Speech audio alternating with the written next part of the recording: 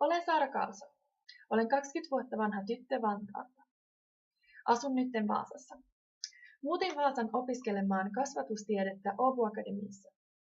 Suoritan kasvatustieteellinen maisterin tutkinnon ja valmistun luokanopettajaksi vuonna 2020.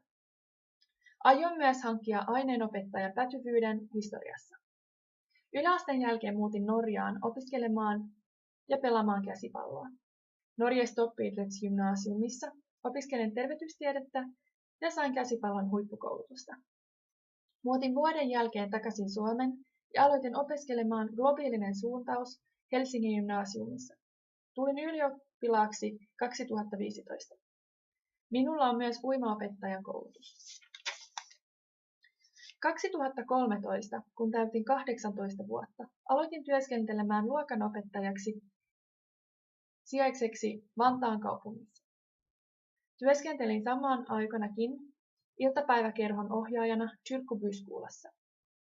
Perjantaisin työskentelin myös nuorisotalon ohjaajana.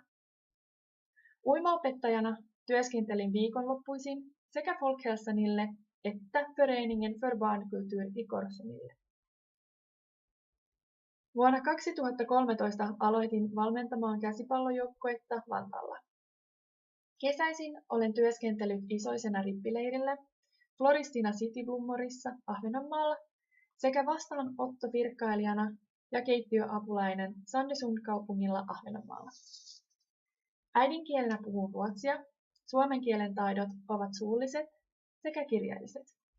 Kielentaitoni Englannissa sekä Norjassa ovat erinomaiset. Olen positiivinen ja ahkera työskentelijä. Toivottavasti kuulen takaisin teiltä kohta. Ystävällisin terveisin Saara.